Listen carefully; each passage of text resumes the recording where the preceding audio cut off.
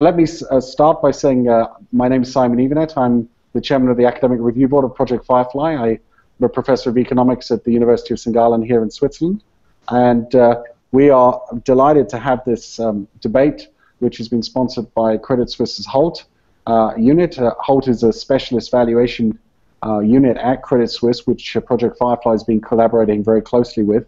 We designed with them the HOLT Valuation Challenge, which encourages bright young analysts to use their special CFROI methodology to value companies and to spot potential pricing discrepancies. That's a nice way of segueing into introducing Professor Rao from Cambridge, who is, in addition to writing on many different topics on asymmetric information, economics, and the like, is also very interested in market efficiency and pricing questions. And in fact, I think you take a pretty open view, Professor Rao, of whether or not markets work efficiently or not, and rightly spot that when they don't, that generates potential profitable opportunities, which of course our friends in the financial sector are all too keen to take advantage of. So with that as by way of introduction, I would also like to say that we're here to talk about one particular company, Tencent, which is, I think, the fourth largest internet company by valuation in the world. It's, I think, the second largest operator in many markets in China. And it has seen its share price rise by 20% this year, but it's gone through a big roller coaster. And compared to many other companies in that space, has not done so well. So we're going to talk about why that share price has done relatively not so well, and what factors could be used to enhance the performance of this particular company. And Professor Rao has kindly agreed to moderate this debate. Let me also take this opportunity to introduce our four participants, which are four student participants, all of whom are HOLT Valuation Challenge champions, and I want to congratulate all of them for their performance. And the four participants are Jin Tan, who's from the National University of Singapore, and he's joining us from Singapore. We've got Charles Kreis, who's from the United States. He's at the University of Illinois at Urbana-Champaign. And I should also say here that soon he's going to be starting a co-op, which is a long-term internship for those of us in Europe. A co-op, he's going to be doing that in New York City and with HOLT, and I wanted to congratulate him. And also we are joined by Sajal Khanter, who's joining us from Los Angeles and is a student at the University of California. And so he's another one of our commentators and contributors, and so welcome to him. And last but certainly not least, Asad Malik, who's joining us from London, and he's at the London School of Economics studying finance, and he's a HOLT champion too. So welcome to all of you, and it's terrific to have you on this debate. So I'd now perhaps like to turn over to my colleague Professor Rao, and he may have a few words, and then I think we'll move on to the opening statements from each of our participants. But Professor Rao, thank you very much for agreeing to moderate this and to give your time to this particular discussion. Professor Rao.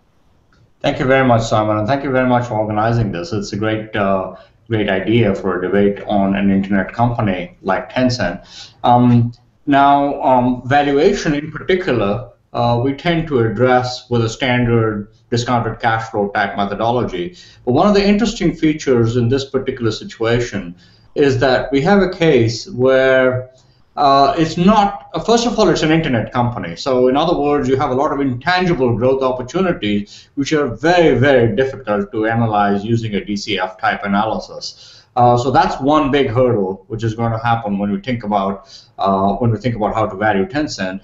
And the problem with this valuation is essentially why the Tencent cash flows and the share prices are so volatile. It's because small changes in discount rates will lead to big changes in the value of those growth opportunities. So you will see wild swings in the price of Tencent, even for tiny changes in interest rates or other macroeconomic issues that might impact those growth opportunities. One of the other interesting risk factors about Tencent is that it's actually based in China. And one of the problems with China, or I'm not sure what you say with problems, we'd probably say features, especially if you're in the software industry, One of the features of China is a very strong central government. So the regulatory risk is essentially, in many cases like this, if you do have strong political connections, it changes your cash flow valuations much more so than if you do not have strong political connections. So valuing the political connections is also just as important in a country like China as it is doing a standard DCF analysis. It's a nice complex topic. A lot of issues going to be analyzed going forward, and I'm really looking forward to hearing our four participants talking about how they're going to address all these different issues.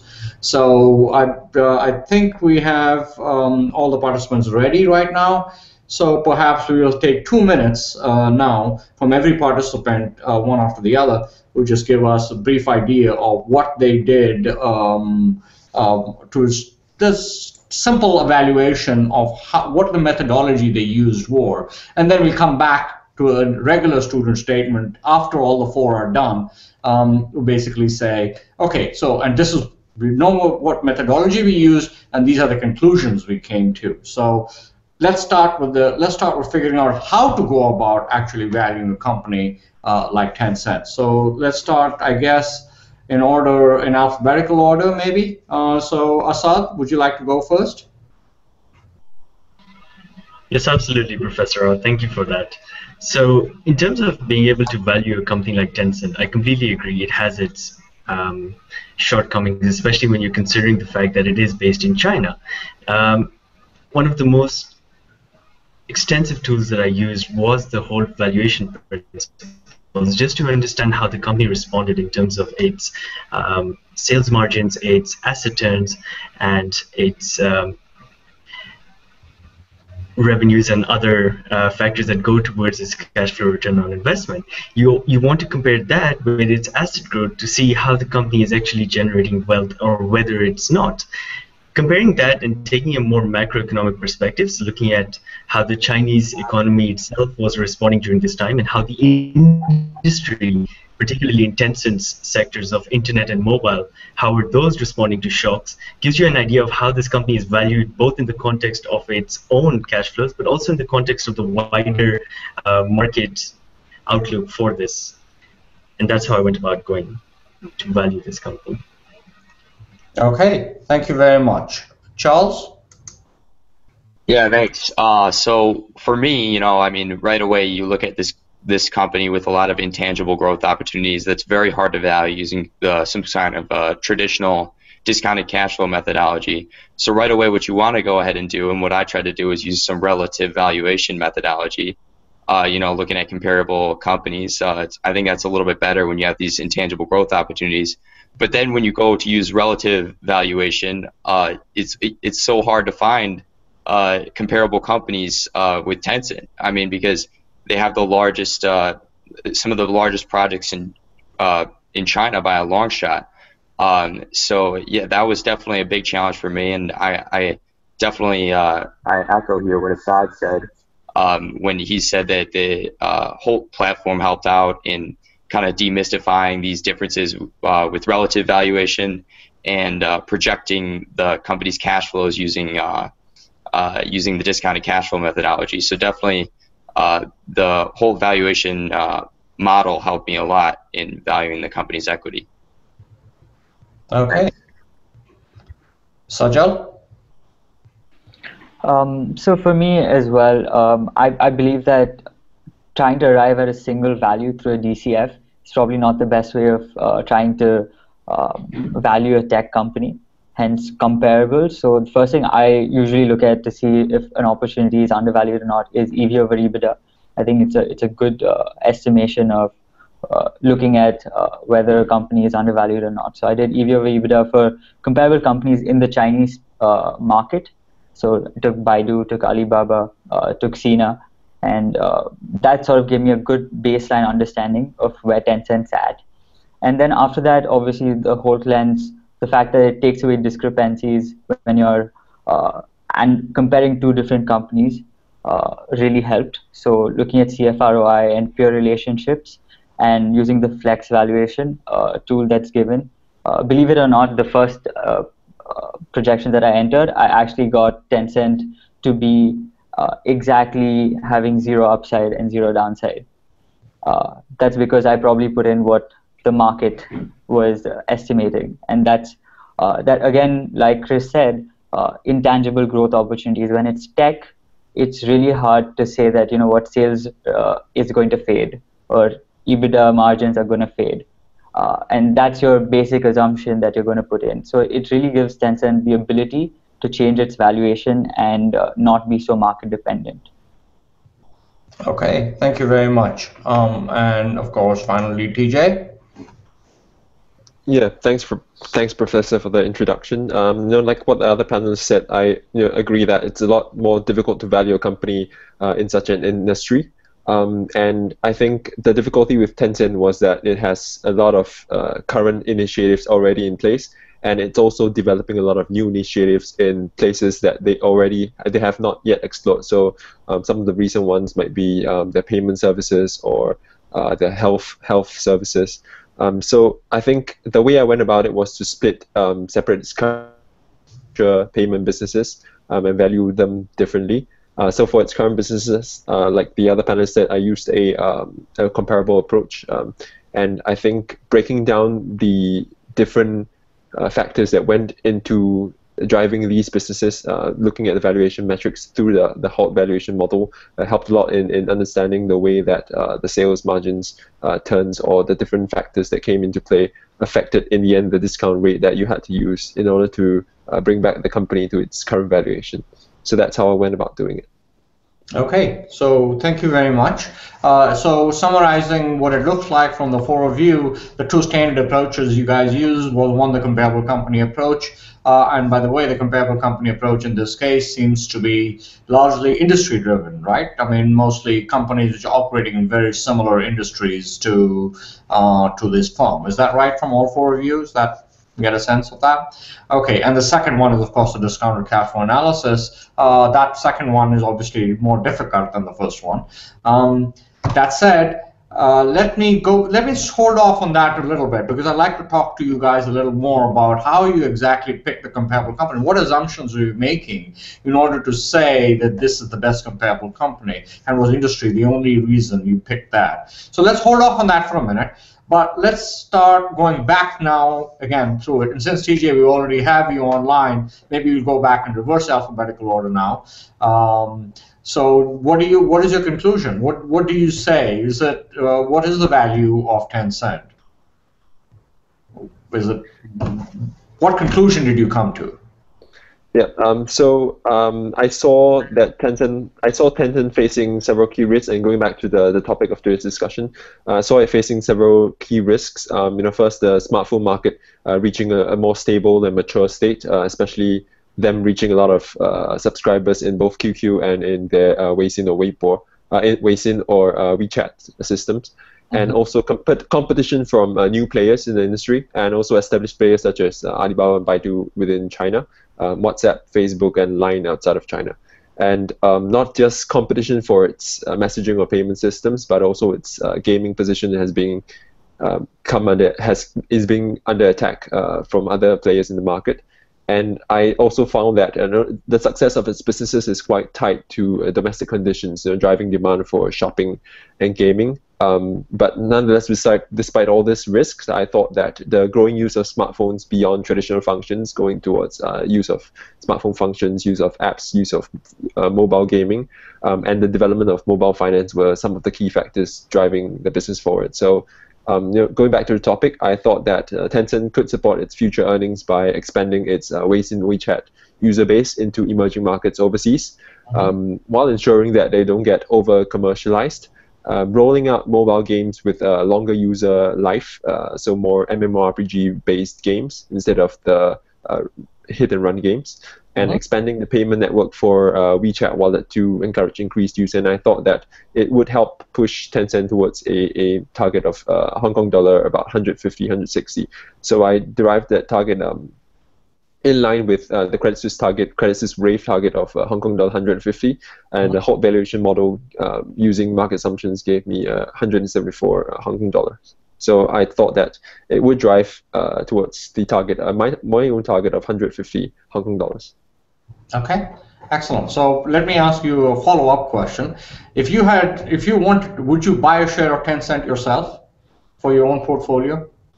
I would. Okay. I believe in the story.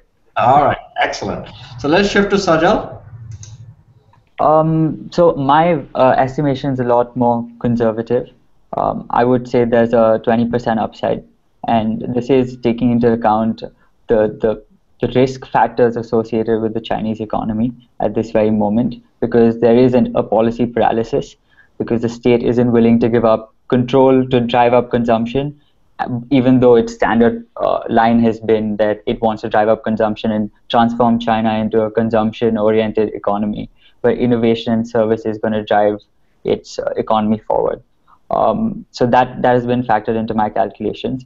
Second is obviously this quarter, a 13% fall in revenues from mobile games is a huge aspect to take into consideration. Firstly, given the fact that in the second quarter's earnings call, the management made it clear that they don't expect to see growth, and the markets reacted negatively to that. But in Q3, seeing the revenues fall, given that value-added services is such a huge portion of Tencent's overall revenue and brand recognition, I thought it would be wise to factor that in as well. And another thing is, the reason why there is an upside is because Tencent's been quite unlucky with the Alibaba IPO. So you had a lot of people who had high equity interests in Tencent, either switching over or getting disappointed by just seeing Alibaba doing so well, which is something that's not in Tencent's control. And I'm a big fan of Pony Ma. I think he's a fantastic operator, and that is one of the reasons why I think that a 20 to 25 upside would be reasonable to expect in the next 12 months. Okay. Charles? Yeah, thanks. So yeah, when I looked at it, I described my valuation methodology, trying to value the intangibles, and I relied heavily on comparables in the whole platform, and ultimately I came to a upside of about 20%. So I think that one of the most important things to consider here, I think a big backdrop to this whole debate is the political and economic risk, specifically in China. But I think it's necessary, you got to view it as a double-edged sword, which I don't think has been fully mentioned really, where you have the Chinese internet industry. It's very heavily regulated and monitored, but there's definitely, without a doubt, a consensus that the regulation blocks international rivals from the market to encourage domestic industry growth, and just from that alone, Tencent's able to warrant a big competitive advantage, and as a result, an upside on most of its products its foreign competitors can't. And now diving into the actual recommendations for shareholder value. First off, it sounds kind of counterintuitive, but I think that the company should spin off Riot Games, its largest subsidiary. When you analyze this company, it's a cash cow. So it seems kind of strange, but other companies have spun off cash cows in the past. But the company has a lack of tracking stock, which I think is really important for investor awareness and for it to have an independent financial profile. And also, I think the company Tencent should IPO Riot as well.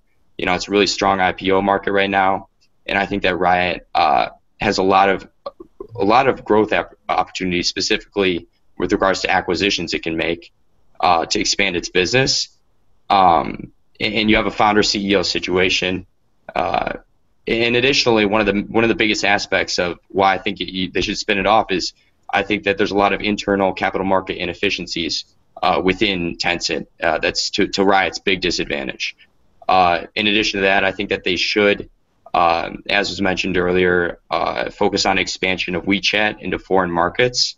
And finally, I think that the company should enter the genomics industry and enter into genomic data processing and data storage. Thanks.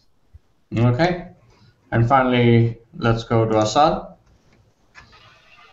Absolutely. So just reiterating back to the kind of valuation methodology I used, a lot of it was based on using the HOLT flex drivers and playing around with assumptions to reach this. Now, recent revenue reports are missing targets. A lot of it is being driven by their own lack of sales in the gaming industry, but also short-term shortcomings in the form of their gaming platform not meeting an iOS entry issue, which is one of those things that in the short run affects the share price more than it should. So it was a combination of looking at the long-term factors, which is apply the fate principles in this company, understand that it is a very large company, cash flow is expectedly going to decline in the long run, understandably, but is the market reacting too pessimistically? Is it assuming that cash flow return on investments are going to fall below what expected levels should be? And that's what I was playing around with my flex driver in that sense, to reach an estimated valuation of Hong Kong dollars between 135 to 140.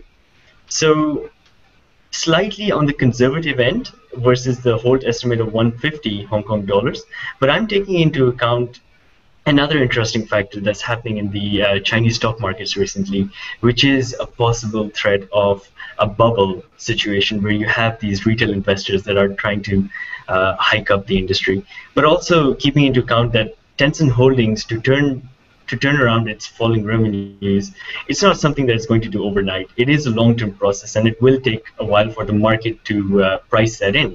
So given all these factors, that's the valuation I reached. In terms of what Tencent can do to aid this recovery, came up with 3 points.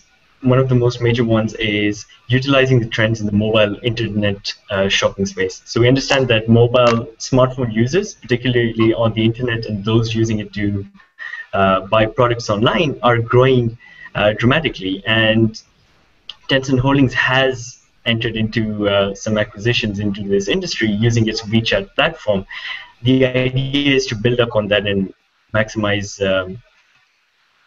the outcome from that space.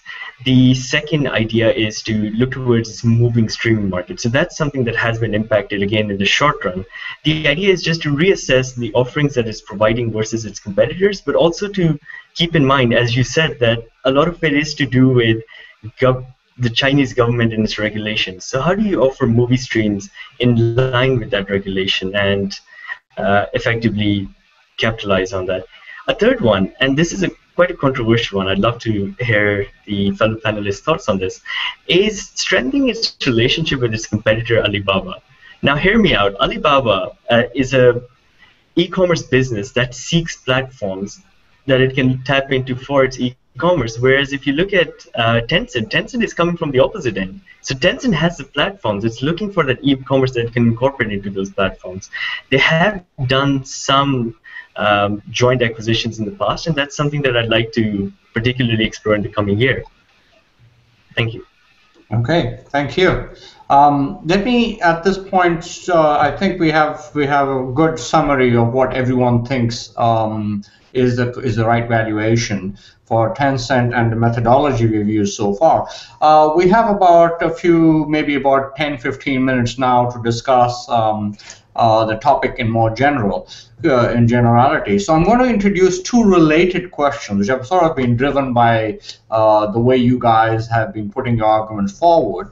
And the first one goes to the comparable companies approach, which I was talking about a few minutes ago.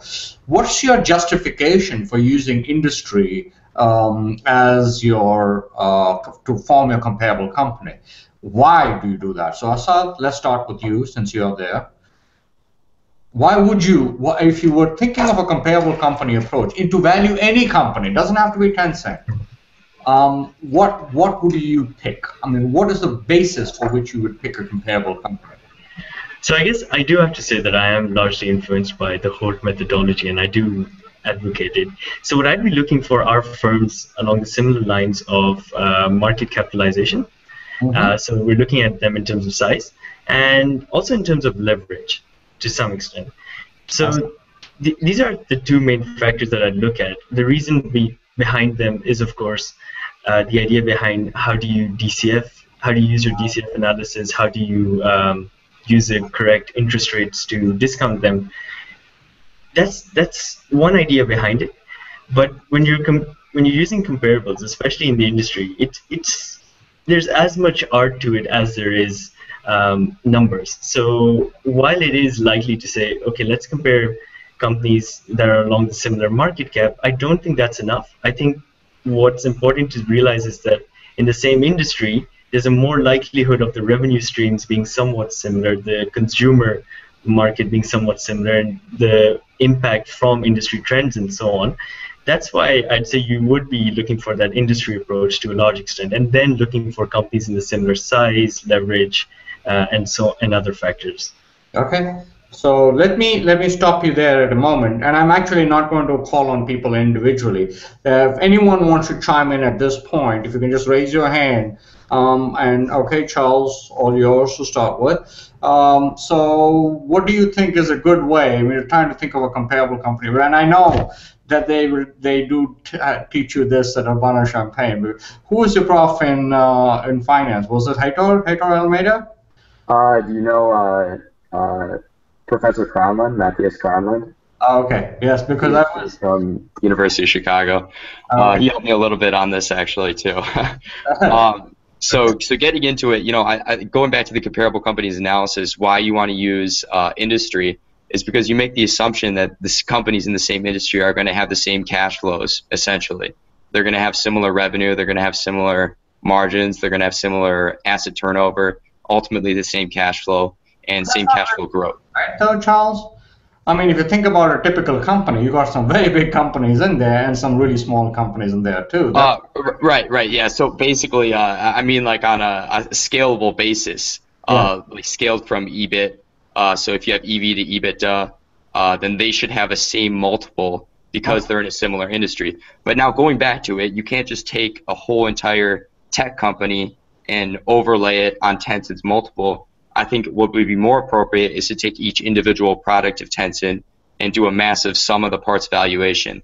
And you take, what's that? What else would you use apart from industry and market cap, which Asad has already talked about? Yeah, absolutely. So I would use the product that it's in, within the specific, within the industry segment. I would use customers, distribution channels, same distribution channels, financial profile. And so let me stop you right there, Charles, for a second. I'm trying to think of a way you would approach this on a more, let me say, consistent basis, which you can use across all companies, right? I'm going to give you a hint. You guys probably know this already, called the Gordon growth model. Oh, absolutely, yeah. Right. So the Gordon growth model basically tells you what the price earnings ratio of a company is dividends divided by R minus G, right? So the price of a company, the price of a share of a company is dividends divided by R minus G. So dividends are earnings times 1 minus times the payout ratio. So P over E is your payout ratio divided by R minus G. So if you're using the comparable company approach, what you want is a company which is matching on the payout ratio, the discount rate, and the growth rate. Those are your three factors. So how does industry and size tie into this? What are you basing it on? You don't need, for example, customers. You would need to tie it in some way to one of those three factors, right? The growth rate, the payout ratio, or the discount rate. So how would you, it's easy to think about size and industry. They go directly into what? Anyone? The growth rate. They go into the discount rate as well. Remember it depends on, again, this is a question I'm going to come to in a few seconds as well. Your discount rate depends on the level of risk which you're taking. But if you believe the Farmer Friends three-factor model, it's got size there, you've got industry. Those are possibly factors which might affect your discount rate. Okay, fine. So what other factors would you use in that case? Basing it on a theoretical justification. So in Tencent's case, you've got industry, which you guys are doing very well. You've got market cap, which you guys are using as well. What else would you use? Could you use payout? There is not much payout from Tencent, is there? Yep, so let's go. TJ, you had something? No, I think for the internet companies, I think the looking at dividends is not the best way to go. Yeah. So I think all the talk about industry and trend, I think, go a lot into the kind of the growth rate and discount rate, and I think those is kind of shaped by the reason why we do it is because they are all affected by the same operating environment, and I think the way they're priced is completely different from. I mean, as an internet company, it's completely different from a consumable company or an energy company. So I think that's so companies in the internet sector share the same factors that lead to that lead to their discount rate of the growth. Sorry. Excellent. So you're making an assumption on essentially the discount rate again, right? The companies in the same industry are likely to have the same discount rate, are likely to have the same amount of risk. Is that your right? Okay. But then in Tencent's case, it's kind of odd because now you've got an interesting country. You've got China, right? So, and China has things which are not found in other countries. So, would you be happy to use a non-Chinese company in order to be a comparable company? Does that make sense? Or would you only focus on Chinese companies in the same business? Asad? So I'd say Chinese companies. And the reason I say that is because when you look at, for example, let's look at the sector that Tencent is in, the internet market. You have giants like Facebook, YouTube, Google, Facebook, YouTube, Twitter that are actually banned entirely in competing in that space. So you can't effectively measure them up against each other because they're playing in different playing fields. Compare that to Google as well. They can't even enter they've decided to leave the industry. So to that point, yes, it makes more sense to compare it against Chinese firms. The caveat to that, however, is that because of this barriers to entry, Chinese firms may not be as effectively priced or as competitive. So we do need to take into account possible valuation errors and overestimating just given this factor. Okay, excellent, excellent. Now I want you to think of one more thing. Before that, though, Sajal, sorry. Yeah, I actually have a different viewpoint than Asad's.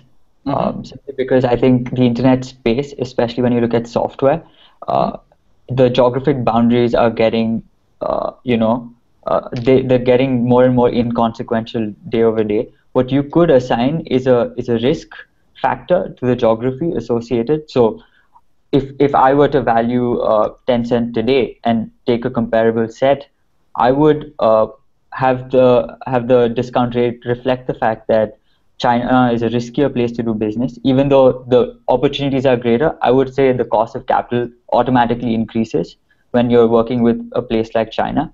And so basically, it would if everything was comparable between Tencent and Google, Google will hold a higher valuation for me because of the way, just because of the ability of Google to go beyond borders, and because China is not the only market out there. For example, Tencent faced this problem recently. So WeChat tried expanding into India, and the government banned WeChat temporarily due to security concerns. Yep. So that really plays against companies like Tencent, and I think that should be factored into the discount rate. Excellent. That's a very good point, actually, and that leads in right to my next question, which was I'm very glad you brought that up, Sajal. Question is, how are you thinking about Tencent? Are you thinking about this in the form of a view of who is the marginal price setter here? At the end of the day, that's who it matters, right? When you're thinking about what is the price of a company, you're thinking about it, who's the guy who's setting the price? Who's the guy who's setting the price according to your calculations? Are you an international investor? Are you a Chinese investor? The two are very different, and they're very different answers, and I'll give you that in a second. Charles? Yeah, well, I know I was looking up the stock features of Tencent, and I know that it is traded on international markets. You know, you can buy the stock on, I think there's some kind of depository receipt that you could buy in the U.S. For Tencent. And so I think, ultimately it is international who's setting the price target. I think that there's going to be a lot of international investors interested in this company. Okay, anyone else? Yeah, Sajal? But if you take a closer look at the holdings of Tencent, especially in Hong Kong, majority of it is dominated by players who are predominantly specializing in emerging markets and Hong Kong. So I mean, it's maybe in the future, in the long run, yes, the international influence would be higher, but at this moment in time, I think it's the Chinese who are setting the price. Okay, so that proves that TJ seems to have viewers turning on his microphone again. But for the three of you at the moment, how does that influence the price? So in your case, would it increase the risk of Tencent if you were only Chinese investors? Would it decrease the risk of Tencent if they're only international investors? This goes back to the question about how do we adjust the discount rate for the valuation of a company in a country like China. Anyone?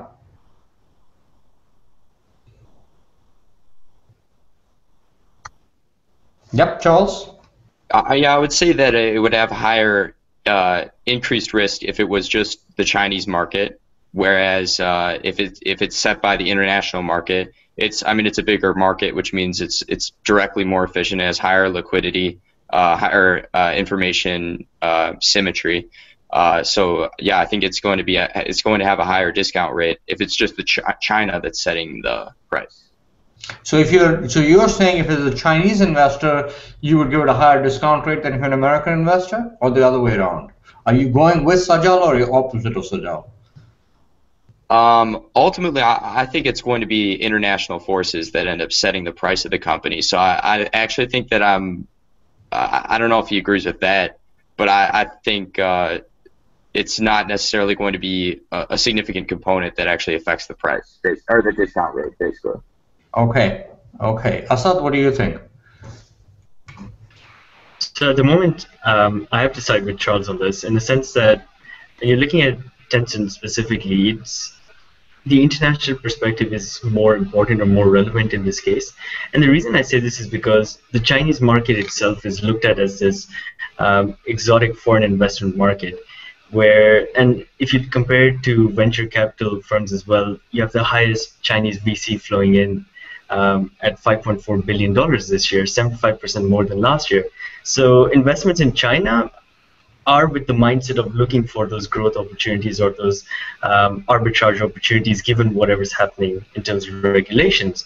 So given that, I would try to price stocks like Tencent from an international investor's perspective, because that is why you would be looking at investments in China in the first place. Okay, sounds good. One of the things I was thinking of was essentially, I'm sorry, going the opposite direction of what Sajal was saying, which is pretty straightforward. If I'm an international investor, Tencent is just one part of my portfolio. So any risk in China is idiosyncratic risk, right? So why do I care about that if I'm holding Google as well? I'm holding all the other technology stocks around the world. Idiosyncratic risk in China, it's still idiosyncratic, so I can diversify away from it, which means that my cost of capital should actually be lower for an international investor than for a domestic investor. For a domestic investor, especially one based in China, he has no opportunities. He can't get away from regulatory risk because he is basically stuck right there. He's difficult for average Chinese guy to invest in global stocks. So coming back to that, that essentially means that if you're a Chinese investor, you'd be willing to pay less. That means, in other words, your returns would be higher for Tencent than if you were an international one. But there is something which goes in the opposite direction, and that is, if anyone, Sajal? But my point was that it's not about who has the lower cost of capital. It's about who's going to end up setting the price. Mm-hmm. If the majority of your traders or the majority of your value investors are betting on Tencent are from Chinese or are predominantly functioning in the Chinese market, they're the ones who are going to set the price because they're the ones controlling the demand and supply. Absolutely. You're absolutely right, which is what I was talking about when I was trying to figure out from whose viewpoint are you valuing the company. So that's one of the things you guys will have to take into account when you're actually valuing a company like Tencent, is there's a different way of looking at the same company thinking of yourself as an international investor versus thinking of yourself as a domestic investor who has no other opportunities to invest. So overall, I think we're coming towards the end of our debate now. So let's do a quick, at this point, a final statement on what you think Tencent's prospects will be going forward. I'll do a wrap up at the end, and then we are do a 2-minute closing statement from Professor Evenett. Does that sound good? Okay, so Sajal, since you are on, can you sort of summarize what you think now and sure. Yeah. Sure. So my viewpoint is that the market doesn't think that Tencent's asset growth is going to be great in the future, as indicated by the fade in the HOLT valuation model. Hence, for Tencent to prop up its share price, I have 3 basic recommendations. One is, contrary to the more exciting or good-looking way of doing things by going consumer, or having a very consumer-oriented business, I would say Tencent should make organic and inorganic investments in big data analytics and the cloud computing space to enhance its ability to monetize its advertising and gaming experience, as well as take advantage of possibly mooted government-related policies to boost business and right along the big internet trend that's going to happen for the next 5 years, which is Internet of Things. The second thing would be they have a head start over Alibaba in financial services after they were given a bank license. So I think they should really leverage off that opportunity, because it's a 20 billion RMB opportunity for the next 5 years, which can significantly boost their bottom line. And third thing would be to pursue international expansion, even though they have a lot of barriers, and this can only be done through the relationships that they've built. For example, one of the examples is Cheetah Mobile. The head of Cheetah Mobile is also the head of Xiaomi. So there are a lot of synergies that can happen there, and Tencent should really use these avenues to boost asset growth and hence the share price for the next 12 months. Okay. All right, Charles? Yeah, so to reiterate from earlier, I think that the 3 main things that Tencent can do to increase total shareholder value, I think one of the big ones is, as I said earlier, IPO and spin off Riot Games, the subsidiary. When you look at it, this company, I think it's receiving a huge valuation discount because of, first of all, inefficient capital market inefficiencies within Tencent Holdings, and because there's a lack of financial reporting to investors. And this is going to be a very high growth company, I believe, going forward through the next decade. And they're missing out on a lot of growth opportunities due to constrained capital within Tencent Holdings. And then in addition to that, I think a big one, as was mentioned earlier, the WeChat's foreign expansion into international markets. I think that WeChat is one of the highest growth opportunities within Tencent right now. It's foreign expansion, of course, and I think that it's one of its only products that can actually have a competitive advantage over the foreign messengers. So I think it's worthwhile that Tencent invests in foreign expansion for that. Finally, I think that it's necessary that, and I think it's going to really impact the valuation in a positive light, that Tencent enters the genomics processing industry and stores genomes and processes genomes for healthcare companies within China. And I think that they can definitely carve out a niche in this area and have a very strong competitive advantage, as the internet companies in the USA have all done. That's all. Thanks. And Asad? Sure thing. So Tencent's story, as we've discussed, it's not easy being Tencent. You're one of the largest internet companies in a space that's constantly under heavy regulation. I think in the short run, a lot of pressure that they've faced, if you just look at regulation, like the state administration for radio, film, and TV trying to block some of the foreign TV shows, it's China's attempts at trying to rein in internet use, I personally think is not going to be sustainable in the long run. So if we look at Tencent's space and its hindrances, I think they will to some extent automatically be corrected. without Tencent making much use of action. But if we do look at what Tencent could actively do, it is this idea that to combat its fate principles, it has to look towards diversifying its revenue streams. If it's looking towards movie offerings, then move away from US, try to look towards South Korea perhaps. If it's looking towards competition, for example, against Alibaba, well, try to create synergies, as they've already done with some of their joint investments. The 3 Mas as is the name that they use for that investment group. So given all these ideas, Tencent Holdings, in my opinion, will outperform both in the short run, for minimum in the short run, and then possibly in the long run if they can effectively diversify these revenues. Okay. TJ, please. Yeah. So like what I said earlier, I think the 3 key initiatives for Tencent would be, firstly expanding, like Charles said, expanding its WeChat user base into emerging markets, especially places where WhatsApp does not have such a stronghold, maybe Latin America, Middle East, or Eastern Europe, ensuring that they don't get over-commercialized, which was the problem with Weibo earlier. And also rolling out mobile games with a longer user life, because the current mobile games that they have burn very brightly for a very short time, where online games are more of a cash cow. So I thought, maybe pushing out mobile games that are more RPG focused, that have that engage the user for a longer time, would allow them to hold the user for a lot longer. And expanding the payment network for WeChat Wallet to encourage increased use, like Sajal said, they have the banking license. They are able to push for payment services and financial services. So I think those 3 initiatives will help push Tencent toward supporting its shareholder value. Okay, thank you very much, Jin. This has been a very, very nice debate. So to summarize, I think the first thing we sort of need to understand when we are thinking about how to value a company is basically the idea of whose mindset are you looking at. So in effect, we don't think about this, by the way, when we are starting to value a company, simply because of the fact that, discounted cash flow is discounted cash flow. So everyone just uses DCF and they're done with it. But in real life, because of the problem of market segmentation, the fact is you can't easily invest freely in China, and Chinese people can't freely invest out. One of the things you have to worry about is who is setting the price.